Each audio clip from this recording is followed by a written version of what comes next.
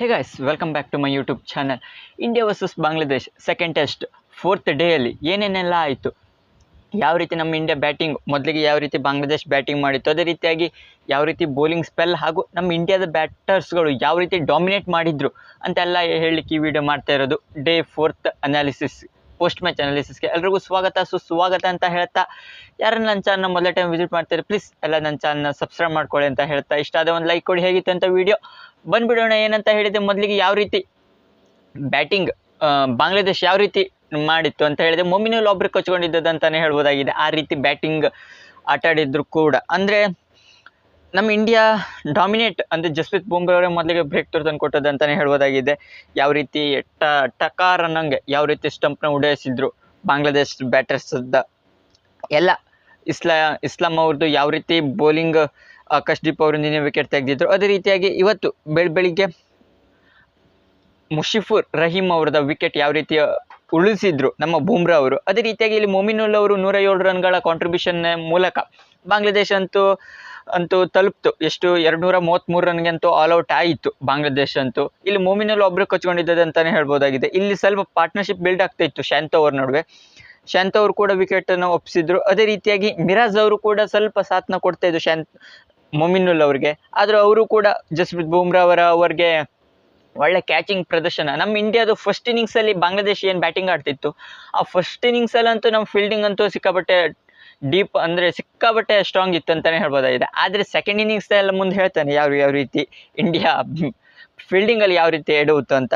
ಅದೇ ರೀತಿಯಾಗಿ ಇಲ್ಲಿ ನಮ್ಮ ಇಂಡಿಯಾ ಪರವಾಗಿ ಜಸ್ಪ್ರೀತ್ ಬುಮ್ರಾ ಅವರು 3 ವಿಕೆಟ್ನ ತೆಗೆದರೆ, ಅದೇ ರೀತಿ ಸಿರಾಜ್ ಅವರು 2 ವಿಕೆಟ್, ಅದೇ ರೀತಿಯಾಗಿ ರವಿ ಅಶ್ವಿನ್ ಅವರು 2 ವಿಕೆಟ್, ಅದೇ ರೀತಿಯಾಗಿ ಆಕಾಶ್ದೀಪ್ ಅವರು 2 ವಿಕೆಟ್, ರವೀಂದ್ರ ಜಡೇಜಾ ಅವರು 1 ವಿಕೆಟ್.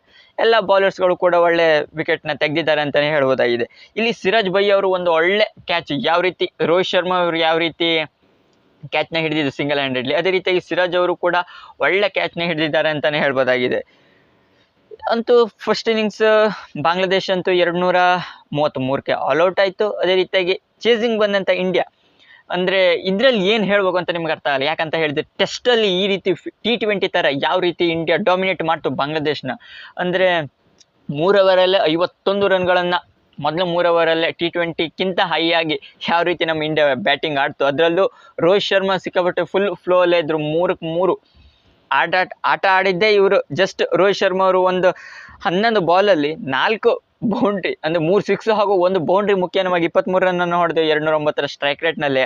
ಅದರಲ್ಲೂ ನೆಕ್ಸ್ಟ್ ಮಿರಾಜ್ ಅವ್ರಿಗೆ ಬೋಲ್ಡ್ ಆದರು. ಒಂದು LBW ಚಾನ್ಸ್ ಇತ್ತು, ಅದು ಅಫೀಲ್ ಆದರೂ ಕೂಡ ಅದು ತಪ್ಪೋಯ್ತು, ಅಂದರೆ ಹೆರ್ಗಡೆ ಇತ್ತು. ಅದೇ ರೀತಿಯಾಗಿ ನೆಕ್ಸ್ಟ್ ಬಾಲೇ ಬೋಲ್ಡ್ ಆದರು. ಆದರೂ ಒಂದು ಕಡೆ ಜೈಸ್ವಾಲ್ ಅಂದರೆ ಬ್ಯಾಸ್ ಬಾಲ್ ಯಾವ ರೀತಿ ಇಂಗ್ಲೆಂಡ್ ಟೀಮ್ದು ಬ್ಯಾಸ್ ಬಾಲ್ ಯಾವ ರೀತಿ ಅಪ್ರೋಚ್ ಇತ್ತು, ಅದೇ ರೀತಿಯಾಗಿ ಇಲ್ಲಿ ಜೈಸ್ವಾಲ್ ಅವರು ಬ್ಯಾಸ್ ಬಾಲ್ನ ತಂದುಬಿಟ್ಟರು. 72 ರನ್ಗಳನ್ನು ಹೊಡೆದಿದ್ರು. ಸೆಂಚುರಿ ಹತ್ತಿರ ಆಗಬೇಕಾಯಿತು, ಆದರೆ ಅಲ್ಲಿ ವಿಕೆಟ್ನ ಒಪ್ಪಿಸಿದ್ರು. ಮೆಹಮೂದ್ ಅವ್ರಿಗೆ ಬೋಲ್ಡ್ ಆದರು, ಹಸನ್ ಮೆಹಮೂದ್ ಅವ್ರಿಗೆ. ಅದೇ ರೀತಿಯಾಗಿ ಇಲ್ಲಿ ಗಿಲ್ ಹಾಗೂ ಪಂತ್ ನಂಬರ್ 4 ಬಂದಿದ್ರು ವಿರಾಟ್ ಕೊಹ್ಲಿ ಅವರ ಜಾಗದಲ್ಲಿ, ಲೆಫ್ಟ್ ರೈಟ್ ಕಾಂಬಿನೇಷನ್ ಮುಂದುವರಲಿ ಅಂತ. ಅದೇ ಪಂತ್ ಅವರು ಕೂಡ ಬೇಗನೆ ಹೋದರು. ಅದೇ ರೀತಿಯಾಗಿ ಶುಭ್ಮನ್ ಗಿಲ್ ಅವರು 39 ರನ್ಗಳನ್ನು ಹೊಡೆದ್ರು. ಇಲ್ಲಿ ವಿರಾಟ್ ಕೊಹ್ಲಿ ಹಾಗೂ KL ರಾಹುಲ್ ನಡುವೆ ಬೆಂಕಿ ಪಾರ್ಟ್ನರ್ಶಿಪ್, ಅಂದರೆ 50 ರನ್ ಪಾರ್ಟ್ನರ್ಶಿಪ್ ನಡೆಯಿತು. ಅದೇ ರೀತಿಯಾಗಿ 47 ರನ್ಗಳನ್ನು ಹೊಡ್ಕೊಂಡು ಬ್ಯಾಟಿಂಗ್ ಆಡ್ತಾ ಇದ್ರು ವಿರಾಟ್ ಕೊಹ್ಲಿ ಅವರು. ಅಲ್ಲಿ ಕ್ಲೀನ್ ಬೋಲ್ಡ್ ಆದರು, ಅಗ್ರೆಸಿವ್ ಅಪ್ರೋಚ್ ಹೋಗಿ 6 ಹೊಡೆಯಲಿಕ್ಕೆ ಹೋಗಿ. ಇಲ್ಲಿ ವಿರಾಟ್ ಕೊಹ್ಲಿ ಅವರು 1 6 ಹಾಗೂ 4 ಬೌಂಡ್ರಿ ಮುಖೇನ 47 ರನ್ಗಳನ್ನು ಹೊಡೆದಿದ್ದು. ಅದು 130 140 ಸ್ಟ್ರೈಕ್ ರೇಟ್ನಲ್ಲಿ T20 ಲೆಕ್ಕ ಆಟ ಆಡ್ತಿರೋದು ವಿರಾಟ್ ಕೊಹ್ಲಿ ಅವರು.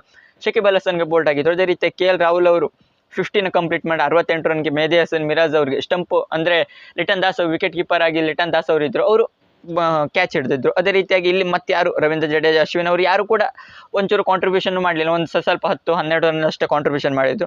ಇದನ್ನ 285 ರನ್ಗೆ ನಮ್ಮ ಇಂಡಿಯಾ ಡಿಕ್ಲೇರ್ ಮಾಡ್ತರು ಡೇ 4 ಅಂದು. ಅದೇ ರೀತಿಯಾಗಿ ಇವ್ರ ಕಡೆ ಯಾರು ಹಸನ್ ಮೆಹಮೂದ್ ಅವರು 1 ವಿಕೆಟ್, ಅದೇ ರೀತಿಯಾಗಿ ಮೆಹದಿ ಹಸನ್ ಮಿರಾಜ್ ಅವರು 4 ವಿಕೆಟ್, ಅದೇ ರೀತಿ ಶಕೀಬ್ ಅಲ್ ಹಸನ್ ಸ್ಪಿನ್ನಿಂಗ್ ಟ್ರ್ಯಾಕ್ ಸಿಕ್ಕಾಪಟ್ಟೆ ಟರ್ನ್ ಆಗ್ತಿತ್ತು ಅಂತ 4 ವಿಕೆಟನ್ನು ತೆಗೆದಿದ್ದು.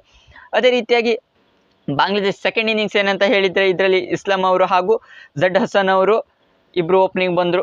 ಅಂದರೆ 45 ರನ್ 50 ರನ್ ಹತ್ತ ಲೀಡ್ ಇತ್ತು ನಮ್ಮ ಇಂಡಿಯನ್ ಟೀಮ್. ಅದೇ ರೀತಿಯಾಗಿ 7 ರನ್ಗೆ ಇಸ್ಲಾಂ ಅವರು ಔಟ್ ಆಗದೆ ಇದ್ರು. ಸಿಕ್ಕಾಪಟ್ಟೆ ಸ್ಟ್ರೈಕ್ ರೇಟ್ ಕಮ್ಮಿ, ಇಲ್ಲಿ 40 ಬಾಲ್ಗೆ 7 ರನ್ ಹೊಡ್ಕೊಂಡು ಇವತ್ತು ಔಟ್ ಆಗದೆ ಇದ್ದಾರೆ. ಆದರೆ ಝಡ್ ಹಸನ್ ಅವರು ರವಿಚಂದ್ರನ್ ಅಶ್ವಿನ್ ಅವ್ರಿಗೆ LBW ಆದರು. ಡೇ ಎಂಡಲ್ಲಿ, ಅದು ಕೂಡ 10 ಓವರ್ ಏನೋ ಬಾಕಿ ಇತ್ತು ಅಷ್ಟೇ, ಡೇ ಎಂಡಲ್ಲಿ ಅಶ್ವಿನ್ ಅವ್ರಿಗೆ ಬೋಲ್ಡ್ ಆದರು. ಅದೇ ರೀತಿಯಾಗಿ ಹಸನ್ ಮೆಹಮೂದ್ ಅವರು ಮುಂದೆ ಕಳಿಸಿದ್ರು, ಅಂದರೆ ಮೇಲ್ಗಡೆ ಅಪ್ಪರ್ ಆಗಿ ಕಳಿಸಿದ್ರು, ಅಂದರೆ ಸ್ವಲ್ಪ ವಿಕೆಟ್ನೇ ಉಳಿಸ್ಕೊಳ್ಳಿಕ್ಕೋಸ್ಕರ.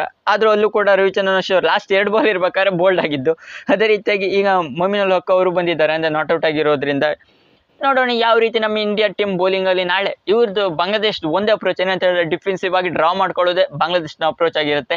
ಅದೇ ನಮ್ಮ ಇಂಡಿಯನ್ ಟೀಮ್ ಏನಾದರೂ ಬಿಡುತ್ತೆ ಈ ರೀತಿ ಬೌಲಿಂಗ್ ಅಟ್ಯಾಕ್ ಇರೋದ್ರಿಂದ ಬೌಲಿಂಗ್ ಟೀಮಲ್ಲಿ ನಾಳೆ ಪಕ್ಕ ಆಲ್ಔಟ್ ಅಂತ ಫಸ್ಟ್ ಸೆಷನ್ ಅಂದರೆ ಲಂಚ್ ಬ್ರೇಕ್ ಅಥವಾ ಮಧ್ಯಾಹ್ನ ಲಂಚ್ ಬ್ರೇಕ್ ಆದಮೇಲೆ 1-2 ಗಂಟೆ ಒಳಗೆ ಆಲ್ಔಟ್ ಮಾಡಿ ನಮ್ಮ ಇಂಡಿಯಾ ಟಾರ್ಗೆಟ್ನ ಚೇಸ್ ಮಾಡ್ಬೋದು. ಅಷ್ಟರ ಒಳಗೆ ಪಕ್ಕ ಇಂಡಿಯಾ ಆಲ್ಔಟ್ ಮಾಡುತ್ತೆ ಅನಿಸುತ್ತೆ. ಅಥವಾ ಇವ್ರು ಏನಾದರೂ ಡಿಫೆನ್ಸಿವ್ ಹೋದರೆ ಡ್ರಾ ಆಗುವ ಸಾಧ್ಯತೆನೇ 100ಅಲ್ಲಿ 75% ಡ್ರಾ ಆಗುವ ಸಾಧ್ಯತೆನೇ ಹೆಚ್ಚಿದೆ. ಏನಾದರೂ ನಮ್ಮ ಇಂಡಿಯನ್ ಟೀಮ್ ಡಾಮಿನೇಟ್ ಮಾಡಿ ಏನಾದರೂ 25% ಏನಾದರೂ ವಿನ್ ಆಗೋ ಸಾಧ್ಯತೆ ಇದೆ. ಇಂಡಿಯಾ ಸಿಕ್ಕಾಪಟ್ಟೆ ವಿನ್ನಿಂಗ್ ಹೋಪಲ್ಲೇ ಇರುತ್ತೆ, ಆದರೆ ಬಾಂಗ್ಲಾದೇಶಲ್ಲಿ ಡಿಫೆನ್ಸಿವ್ ಹೋಪಲ್ಲೇ ಇರುತ್ತೆ ಅಂತ ಹೇಳ್ಬೋದಾಗಿದೆ. ಇದಿಷ್ಟು ಡೇ 4ನ ಸೆಕೆಂಡ್ ಟೆಸ್ಟ್ನ ಅನಾಲಿಸಿಸ್ ಆಗಿತ್ತು. ನಿಮ್ಗೆ ಈ ವಿಡಿಯೋ ಇಷ್ಟ ಲೈಕ್ ಶೇರ್ ಆಗೋ ಕಮೆಂಟ್ ಮಾಡಿ. ಇನ್ನೂ ಹೆಚ್ಚಿನ ವೀಡಿಯೋಸ್ಗೋಸ್ಕರ ನನ್ನ ಚಾನಲ್ನ ಪ್ಲೀಸ್ ಸಬ್ಸ್ಕ್ರೈಬ್ ಮಾಡ್ಕೊಳ್ಳಿ. ಪ್ಲೀಸ್ ಎಲ್ಲ ಸಬ್ಸ್ಕ್ರೈಬ್ ಮಾಡಿ ಗಾಯ್ಸ್ ಅಂತ ಹೇಳ್ತಾ ಸಿಗೋಣ ಮುಂದಿನ ವೀಡಿಯೋದಲ್ಲಿ.